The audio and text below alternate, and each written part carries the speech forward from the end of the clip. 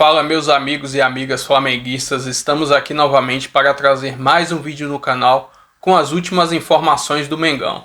Se inscreve no canal, deixa seu like e deixa seu comentário, beleza? Vamos pro vídeo. Cara, estadual do Rio de Janeiro, dominado pelo time titular do Flamengo. Como disse o Eric, o time titular do Flamengo não perdeu nenhum jogo e mais do que isso, sofreu pouquíssimos gols. O time titular do Flamengo sofreu três gols no ano. Sofreu no campeonato, né? Sofreu um do Flu, sofreu um do Vasco, sofreu um do Botafogo. É incrível. Do Botafogo na Supercopa. Na Supercopa, né? Perfeito, na Supercopa. Então, assim, foi um campeonato dominado pelo Flamengo do começo ao fim.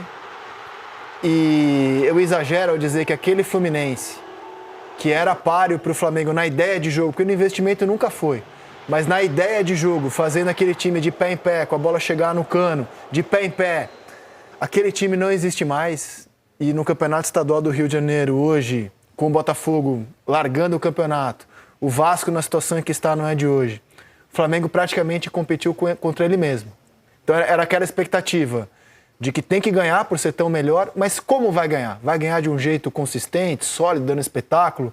Eu acho que o Flamengo tinha uma armadilha nesse campeonato, da qual ele saiu com louvor. Concordo. Eu acho que, claro, quem faz os resultados são os jogadores em campo ali na hora que o bicho está pegando e está valendo. Mas o Felipe Luiz, né, a questão, como ele comanda, como ele consegue gerir esse elenco, deixar esse elenco ambicioso, não deixar o elenco cair em armadilhas como essas. Eu tenho certeza que o elenco e o Felipe Luiz sabem que o melhor time do estado do Rio de Janeiro, em questão de nomes, e se confirmou ontem com o título, é o Flamengo. E o Felipe deixa esse time ambicioso. Eu acho que é isso o mais curioso, né? Um cara que era jogador até pouco tempo, conseguiu transformar a ambição dele como jogador com técnico, né? Semifinal e final, para mim, o Flamengo não foi aquele Flamengo vistoso, espetáculo que a gente via em algumas partidas, principalmente no ano passado, né? Mas foi futebol tão sólido, Rizek, tão maduro, tão consciente, que, como eu falei aqui na abertura, eu escolhi o Bruno Henrique como o melhor jogador do campeonato. Mas eu poderia escolher o Pulgar, eu poderia escolher o Plata, eu poderia escolher o Léo Ortiz, eu poderia escolher o Wesley. Assim, o coletivo... Gerson, óbvio, como eu não posso esquecer do Gerson. O coletivo do Flamengo hoje, ele se sobrepõe a um jogador individualmente. E isso aí, pra mim, é sensacional. E, ó, jogando pelo empate, a gente viu o Flamengo atacando muito mais do que o Fluminense. Eu vou te falar uma coisa, Rizek. Dos 4 jogos finais do Flamengo, né, as 2 semifinais contra o Vasco e as 2 finais contra o Fluminense, foram 3 vitórias e 1 empate. E eu achei que ontem o Flamengo fez o melhor jogo, quando não ganhou. Achei que ontem o nível de atuação do Flamengo foi melhor do que nos 2 jogos contra o Vasco e do que na quarta-feira contra o próprio Fluminense.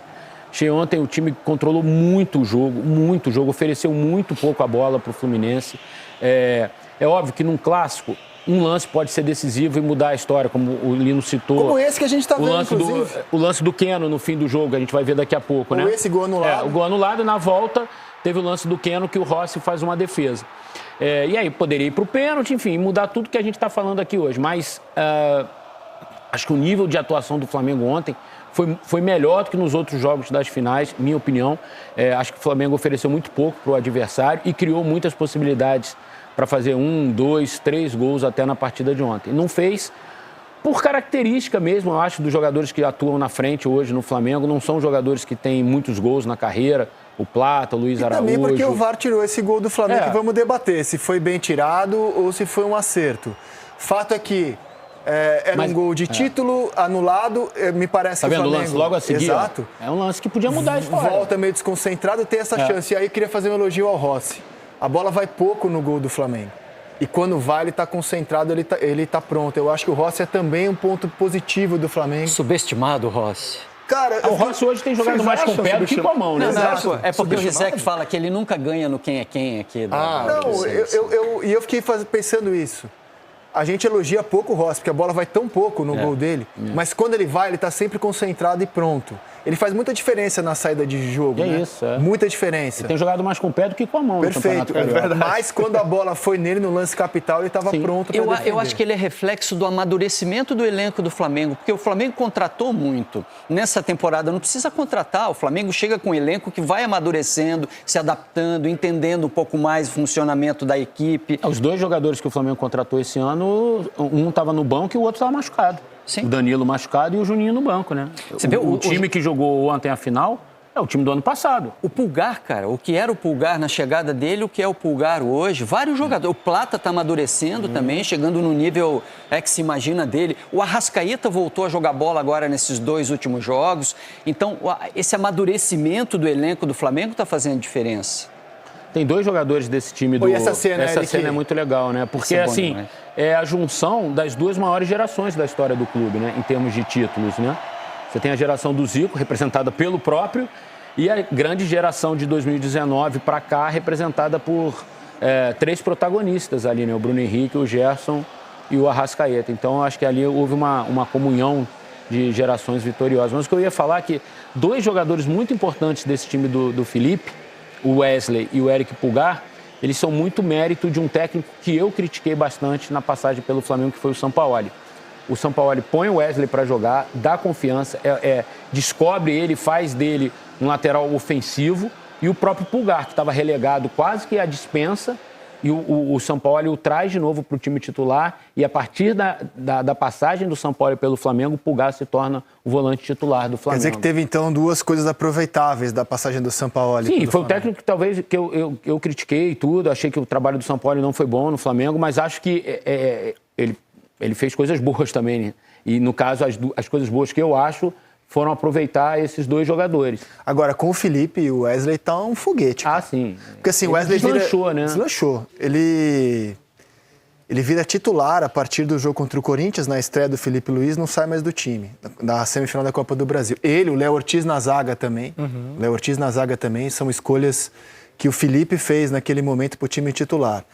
E assim, ontem me chama a atenção, Ramon, 34 do segundo tempo, os jogadores estavam mortos, o jogo foi 4 da tarde. Sim. O Wesley dando pique de uma área até outra. Assim, fisicamente, eu sei que ele é jovem, mas ele está sobrando fisicamente. E, cara, se ele continuar evoluindo nas questões técnicas, táticas, onde vai parar esse lateral? Olha, para mim, hoje, ele é titular da seleção. Tem que ser titular da seleção, na minha opinião, né?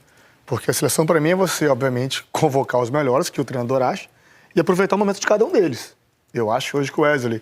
Eu acho que até se o Danilo permanecesse na lista de convocação, tendo só o Arana como lateral, ele poderia fazer com o Danilo pela esquerda ali, até para aproveitar esse entrosamento, caso o Gerson continue no time. Enfim, ter o Gerson e o Wesley ali, trazer esse aproveitamento, essa confiança do Flamengo para a seleção. Porém, lá tem Bruno Guimarães, enfim, tem outros jogadores que podem desempenhar essa função. Mas hoje o Wesley, para mim, por tudo que ele vem desempenhando, desde que ele começou a jogar com o Felipe, ele tem que ser titular da seleção. Para mim, não tem outro. E ok. Embora até, quando a gente for mostrar aqui os minutos finais, ele está envolvido no lance que o Keno quase faz o gol. Mas o saldo da atuação dele é muito boa. Esses são os momentos, assim, cruciais do jogo, né? O Flamengo dominou a partida inteira, mas aí no fim vai ter um gol anulado do Plata, que faria justiça ao que a gente via no campo, mas o gol é anulado no VAR e eu acho que baixa a concentração do Flamengo, né? Ele sai de quase campeão a gol anulado no VAR. É que você sai de um estádio de euforia que é difícil você depois voltar, né? Rapidamente, sim, né? Exato. Sim.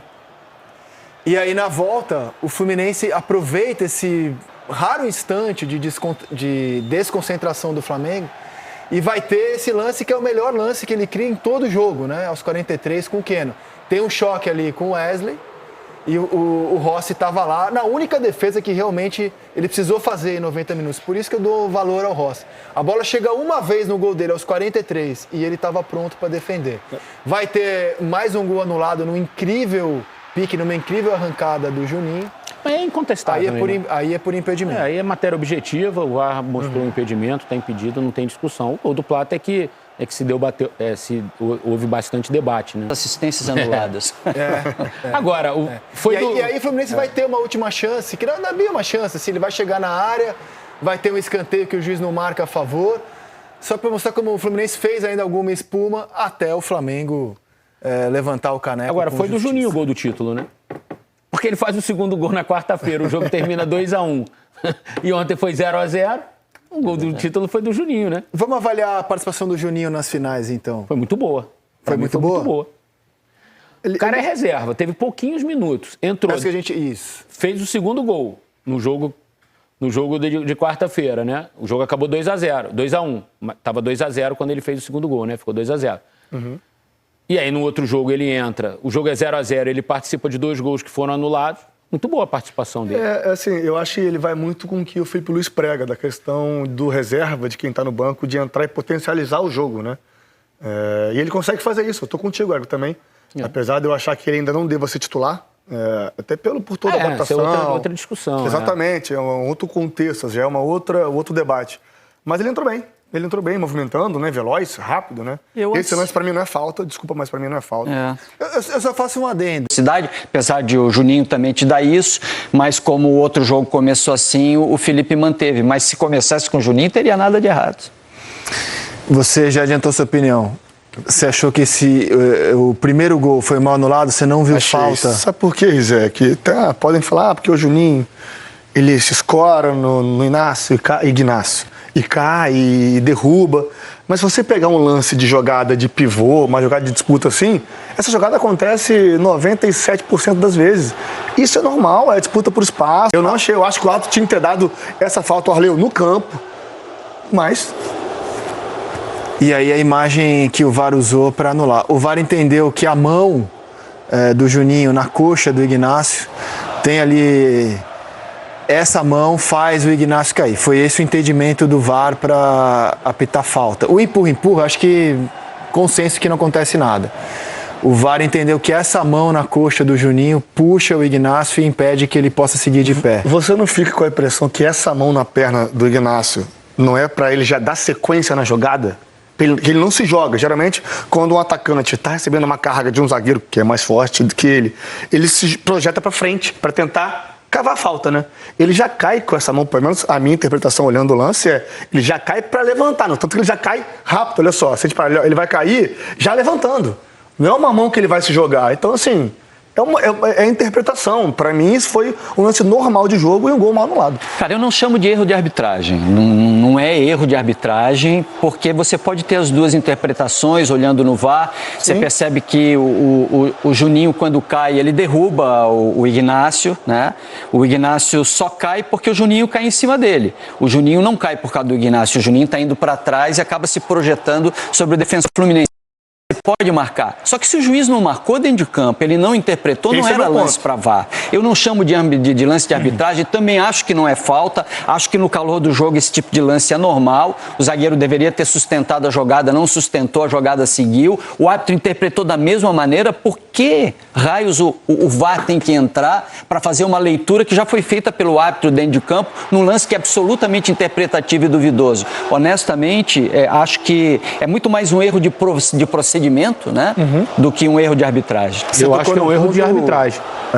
Eu acho porque, em última instância, a palavra é do árbitro. Ele pode ir ao VAR e manter a posição dele, que ele teve no campo. O VAR pode alucinar ele, falar 10 mil vezes no ouvido dele que foi falta, mas a última palavra vai ser sempre do árbitro. E como é um lance assim, ele escolheu anular o gol. Ele escolheu anular o gol, porque ele viu no campo a interpretação de que foi um lance normal, um lance de choque, que acontece 10 vezes no jogo e que aconteceu nesse jogo 10, 20 vezes e ele deixou o jogo andar. O que mais me espantou na anulação do gol, ele indo ao VAR e anular o gol, foi porque lances iguais a esse ele deixou seguir o jogo. Esse é o meu ponto. Ele pôs a régua do jogo da arbitragem dele aqui.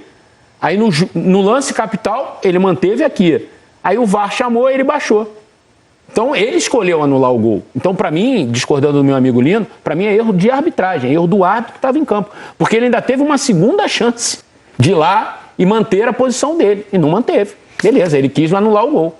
O Lino usou uma palavra que é o que me pega para falar sobre esse lance. O Lino usou um termo com o qual eu concordo, que é o lance é duvidoso. Eu entendo que a gente está complicando demais a utilização do VAR. VAR é simples. Ele existe para coibir erros claros, erros constrangedores. O impedimento, por exemplo, do segundo gol. Perfeito. Impedimento que ninguém O árbitro não deu no campo, o assistente não deu no campo, talvez sabendo que tem o VAR também, mas enfim, ele não deu no campo. O VAR foi lá e corrigiu. Esse gol aqui não pode ser validado. O pênalti que deram a favor do Palmeiras contra o São Paulo, 11 entre 10 pessoas que enxergam aquela imagem, pô, isso aqui não é pênalti. Não, assim, o VAR tem que intervir ali para corrigir um erro claro. Nesse caso, eu vejo a imagem por vários ângulos, são muitos ângulos, a gente nem exibiu todos. E tem ângulo que parece falta, tem ângulo que parece que não é falta, a maior parte dos ângulos me sugerem que é lance normal também, aí tem um ângulo que parece que é falta. Então eu vou ficar com a palavra do Lino. É um lance extremamente duvidoso, a imagem não é conclusiva e aí o VAR não tem que entrar. Se é um lance duvidoso, se você fica com dúvida vendo a imagem, aí o VAR não tem que entrar. Não é um lance conclusivo. O Eric tem razão numa coisa, os árbitros precisam ter mais convicção do que eles veem, né? Ele viu, ele interpretou FIFA, dentro de campo, o cara foi lá, olhou a imagem. É um árbitro da FIFA. E aí, sabe, se tem essa dúvida, se tem a interpretação, ele tem que ficar com a interpretação dele, não do cara que chamou ele para olhar a televisão. E essa anulação poderia ter custado o título, porque na volta o Flamengo que comemorou... Você imagina se acontece Você isso? imagina? O que ia acontecer no Maracanã, né? Perfeito, porque na volta o Flamengo se desliga um pouco do jogo, né? Ele comemorou o gol do título, na volta o Fluminense quase faz um gol. Seria uma discussão para mais de metro hoje, se a bola do Keno entra. Para anos, né? Para anos. Para anos. Você sabe que eu não quero nem avançar nessa discussão, porque eu acho que o VAR deveria entrar nas questões objetivas, né? Aquele escanteio do Fluminense, uma última bola no final da partida, é uma injustiça absurda. Pô, mas se o VAR entrar em cada escanteio, cara, não mas tem jogo, é tão cara. rápido dar esse tipo de decisão, cara, porque se demora tanto para bater um tiro de meta ou um escanteio, que se o VAR diz assim, escanteio claro, o árbitro simplesmente aponta para escanteio, mas aí vai claro. mudar muito o jogo. Rizek, escanteio. Mas é uma questão objetiva. Entendeu? Uma questão fática. A bola bateu no cara, foi para escanteio. Fácil de ver. Eu acho injusto você não dar um último escanteio para um time numa decisão no final de um jogo. Não decidiu nada, mas poderia. Mas aí você perde o dinamismo, cara, do jogo. Você vai ficar entrando em lance de escanteio. É esse o detalhe. Não perde, cara. O cara chuta, o goleiro desvia, o juiz não viu. Tá claro aqui. Isso aí Isso tem que ser a famosa decisão minuto. O cara tem 30 segundos para decidir. Eu acho que é uma ilusão achar que a gente vai tornar um jogo imperfeito perfeito. Não vai. O VAR tá ali para coibir erros claros, grosseiros como queiram, constrangedores. A bola entrou 1 metro, o juiz não viu. O Vitor Roque se projeta em cima do Arboleda e não o contrário. Pênalti mal marcado. Nesse lance, cara, eu acho que não é para VAR realmente. Os